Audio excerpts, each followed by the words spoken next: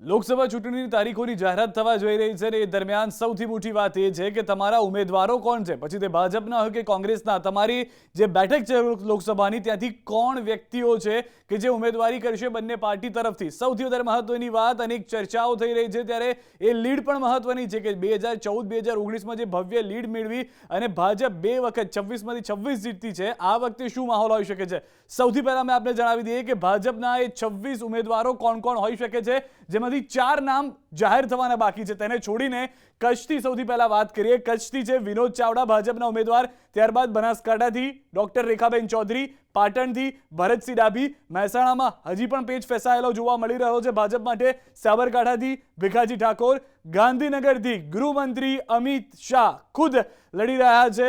ફરી એક વખત અમદાવાદ પૂર્વથી હસમુખ પટેલને મોકો મળ્યો છે. અમદાવાદ પશ્ચિમથી નવો ચહેરો દિનેશ મકવાણા, સુરેન્દ્રનગરમાં હજી પણ પેચ ફસાયેલો ભાજપ માટે જોવા મળી રહ્યો છે. બીજી તરફ રાજકોટથી વધુ એક દિગ્ગજ નેતા પરસોત્તમ રૂપાલાને આ વખતે ઉતારવામાં આવ્યા છે મેદાને. પોરબંદરથી વધુ એક દિગ્ગજ નેતા અને કેન્દ્રના મંત્રી એવા મનસુખ માંડવિયાને આ વખતે ટિકિટ આપવામાં આવી છે. જામનગરથી ભાજપે પૂનમ માડમને ફરી એક વખત રિપીટ કર્યા છે, જ્યારે જૂનાગઢ અને અમરેલી બંનેમાં હજી પણ પેચ ફસાયેલો જોવા મળી રહ્યો છે ઉમેદવારના નામને લઈને. ભાવનગરથી નીમુબેન બાંભણિયા, તેઓ પર વિશ્વાસ મૂકવામાં આવ્યો છે પહેલી વખત. આણંદથી મિતેશ પટેલને રિપીટ કરવામાં આવ્યા છે. ખેડાથી ફરી એક વખત દેવસિંહ ચૌહાણને મોકો આપવામાં આવ્યો છે. અને સૌથી વધારે મહત્વની વાત છે પંચમહાલ, કે જ્યાં આગળ રાજપાલ જાદવનું નામ જાહેર કરવામાં આવ્યું છે. આ તરફ દાહોદની વાત કરીએ, જસવંતસિંહ ભાભોર, જેઓને ટિકિટ આપવામાં આવી છે ભાજપ તરફથી. વડોદરાથી રંજનબેન ભટ્ટને એક ફરી વખત નામ આવ્યું છે કે તેઓને રિપીટ કરવામાં આવશે વડોદરાથી. છોટાઉદેપુરથી જશુભાઈ રાઠવાને મોકો આપવામાં આવ્યો છે. ભરૂચથી 7મી વખત મનસુખ વસાવાને આ વખતે ફરી એક વખત ઉમેદવાર ભાજપે જાહેર કર્યા છે. બારડોલીથી પ્રભુ વસાવા, સુરતથી નવો ચહેરો દર્શનાબેન જરદોશના બદલે મુકેશ દલાલને મોકો આપવામાં આવ્યો છે.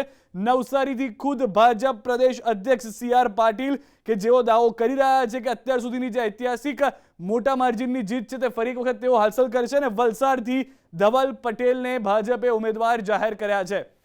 26માંથી 4 ઉમેદવારો ભાજપના બાકી છે, પરંતુ કોંગ્રેસ અહીંયા આગળ હજી પણ ઉમેદવારને જાહેર કરવામાં સમય લગાવી રહી છે.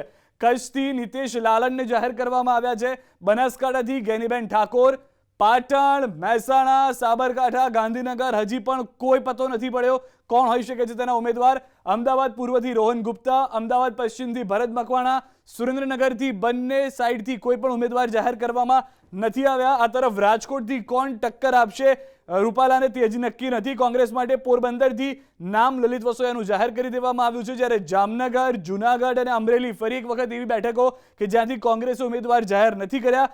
ભાવનગરથી કોંગ્રેસે ઉમેદવાર જાહેર નથી કર્યા, પરંતુ ઇન્ડી ગઠબંધનના આપના ઉમેદવાર હશે ઉમેશ મકવાણા, ધારાસભ્ય છે. આણંદ, ખેડા અને પંચમહાલથી પણ કોઈ પણ ઉમેદવાર જાહેર કોંગ્રેસ તરફથી નથી કરવામાં આવ્યા. દાહોદ, વડોદરા, છોટાઉદેપુર અગેન 3 ખાલી બેઠકો કે જ્યાંથી ઉમેદવાર જાહેર નથી થયા.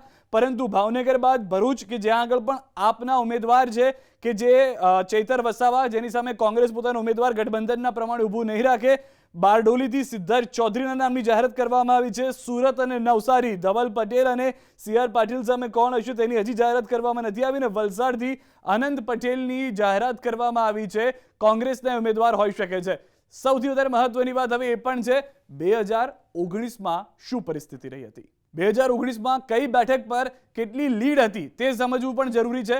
હાલમાં કચ્છ લોકસભાની જો વાત કરીએ તો કચ્છ લોકસભા બેઠક પર નીતિશ લાલણ જે છે તે ઉમેદવાર છે કોંગ્રેસના. બીજી તરફ વિનોદ ચાવડા જે છે તે ઉમેદવાર છે ભાજપના. પરંતુ 2019માં જ્યાં વિનોદ ચાવડાએ લીડ મેળવી હતી 3,05,513 મતની, અન્ય એક બેઠક કચ્છ બાદ કે બનાસકાંઠા, બંને નવા ઉમેદવાર. ભાજપે રેખાબેન ચૌધરીનું નામ જાહેર કર્યું, કોંગ્રેસે ગેનીબેન ઠાકોરનું નામ જાહેર કર્યું. પરંતુ આ બેઠક પર 2019માં ભાજપે 3,68,296 મતથી જીત મેળવી હતી.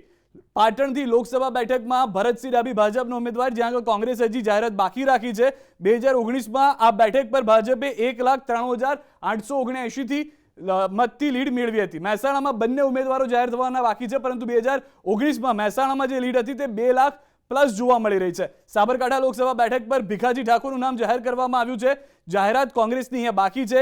2019ની લીડ 2,68,986 મત છે. ગાંધીનગરથી ગૃહમંત્રી અમિત શાહ 2019 બાદ ફરી એક વખત 2024માં પણ અહીંયા આગળ કોંગ્રેસ ઉમેદવાર શોધી રહ્યું છે. કોને લડાવવા શાહ સામે? કારણ કે 2019ની લીડ 5,57,014 મતની હતી. હવે આ લીડને કોણ તોડી શકે તેમ વિચાર હેઠળ છે. આ તરફ લોકસભામાં એક તરફ હસમુખ પટેલને રિપીટ કર્યા છે ભાજપે, તો રોહન ગુપ્તા નવો ચહેરો છે અમદાવાદ પૂર્વથી કોંગ્રેસનો. 2019માં જ અહીંયા આગળ હસમુખ પટેલે 4,34,330 મતોથી લીડ મેળવી હતી. અમદાવાદ પશ્ચિમમાં બંને નવા ચહેરા, દિનેશ મકવાણા ભાજપનો ચહેરો, ભરત મકવાણા કોંગ્રેસનો ચહેરો. પરંતુ અમદાવાદ પશ્ચિમની લોકસભા બેઠકમાં 2019માં ભાજપની જીતની જે લીડ હતી તે 3,21,546 વોટ હતી. સુરેન્દ્રનગરમાં બંને ઉમેદવારો જાહેર કરવામાં બાકી છે, ભાજપ અને કોંગ્રેસના, જ્યાં આગળ ભાજપની લીડ 2019માં 2 લાખથી વધુ હતી. રાજકોટ લોકસભા બેઠકની વાત કરીએ, પરસોત્તમ રૂપાલા દિગ્ગજ નેતા કે જેઓને આ વખતે પહેલી વખત લોકસભા લડાવવા માટે કહેવામાં આવ્યું છે અને તેમની સામે હજી પણ જાહેરાત કરવાની બાકી છે. પરંતુ આ જ રાજકોટમાં 2019માં લીડ 3,68,407 મતની હતી. પોરબંદર મનસુખ માંડવિયા એવો ચહેરો કે જે ફરી એક વખત પોરબંદરથી પહેલી વખત લોકસભા લડી રહ્યા છે, કેન્દ્રીય મંત્રી, અને તેની સામે લલિત વસોયા પૂર્વ ધારાસભ્ય કોંગ્રેસના. આજ પોરબંદરની અંદર ભાજપની લીડ 2019ની અંદર 2,98,023 મતની હતી, 2,29,823 મતની હતી. પોરબંદર બાદ જામનગર પૂનમ માડમ ફરી વખત રિપીટ થયા છે, જેની સામે કોંગ્રેસે હજી કોઈ ઉમેદવાર જાહેર નથી કર્યો.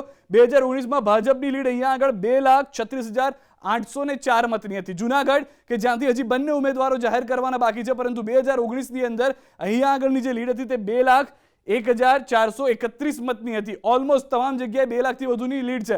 ભાવનગર બેઠકની વાત કરીએ, નીમુબેન બાંભણિયા ભાજપના ઉમેદવાર છે, જ્યાં આગળ કોંગ્રેસે ગઠબંધન હેઠળ ઉમેશ મકવાણા આપના ધારાસભ્ય હાલમાં જે છે તેઓને ટિકિટ આપી છે અને 2019ની અંદર ભાજપની લીડ 3,29,519 મતની હતી. આણંદ લોકસભા બેઠક નિતેશ પટેલ રિપીટ કરવામાં આવ્યા છે. ભરતસિંહ હજી નામ પાછું ખેંચી લેતા અહીંયા આગળ નામ જાહેર નથી થયું કોંગ્રેસ તરફથી, પરંતુ મિતેશ પટેલ 2019માં ભાજપની લીડ 1,97,718 મત સાથે જીત્યા હતા.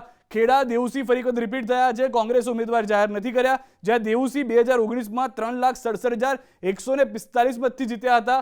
પંચમહાલ રાજપાલ જાદવ, જેની સામે કોંગ્રેસે જે ઉમેદવાર જાહેર નથી કર્યા, પરંતુ આ જ બેઠક પર ભાજપે 2019માં 4,28,541 મતથી જીત મેળવી હતી. દાહોદ લોકસભા જસવંતસિંહ ભાભોર 2019માં ભાજપની લીડ હતી 1,27,596, જ્યાં આગળ હજી પણ કોંગ્રેસે ઉમેદવાર જાહેર નથી કર્યા. વડોદરાની વાત કરીએ, વડોદરા લોકસભા બેઠક પર રંજનબેન ભટ્ટને રિપીટ કરવામાં આવ્યા છે, જેની સામે હજી કોઈ પણ ઉમેદવાર જાહેર નથી થયું, જ્યાં ભાજપની લીડ 5,89,177, મોટી લીડ વડોદરાની અંદર જોવા મળી હતી. છોટાઉદેપુર લોકસભા બેઠક, જશુભાઈ રાઠવા 2019માં ભાજપના અહીંયાના જે ઉમેદવાર તે 3,77,943 મતથી જીત્યા હતા, જેની સામે કોંગ્રેસે ચહેરો જાહેર નથી કર્યો. આ તરફ ભરૂચ લોકસભા બેઠક, મનસુખ વસાવા સતત 7મી વખત કન્ટેસ્ટ કરી રહ્યા છે, તેની સામે છે ચૈતર વસાવા. ગઠબંધન હેઠળ કોંગ્રેસે પોતાનો ઉમેદવાર જાહેર નથી કર્યા. 2019માં અહીંયા વસાવા જીત્યા હતા 3,34,214 મતથી. બારડોલી લોકસભા બેઠક, પ્રભુ વસાવા, જેની સામે એક નવો ચહેરો કોંગ્રેસે ઉતાર્યો, સિદ્ધાર્થ ચૌધરી, પરંતુ 2019માં ભાજપની લીડ અહીંયા આગળ 2,15,447ની હતી. સુરત લોકસભા, મુકેશ દલાલ કે જે નવો ચહેરો છે જોવા મળી રહ્યા છે, જેની સામે હજી કોંગ્રેસનો ઉમેદવાર જાહેર નથી થયો, પરંતુ અહીંયા આગળ દર્શનાબેન જરદોશ હતા અને તેઓએ 5,48,230 મતથી 2019માં જીત મેળવી હતી. નવસારી લોકસભા બેઠક, ખુદ ભાજપ પ્રદેશ અધ્યક્ષ CR પાટીલ કે જેઓની સામે કોંગ્રેસે ઉમેદવાર હજી પણ નથી જાહેર કર્યો, અને તેનું કારણ છે તેઓની 2019ની લીડ 6,89,698 લીડ, એક રેકોર્ડ તેમના નામે છે, તેટલા મતથી તેઓ જીત્યા છે.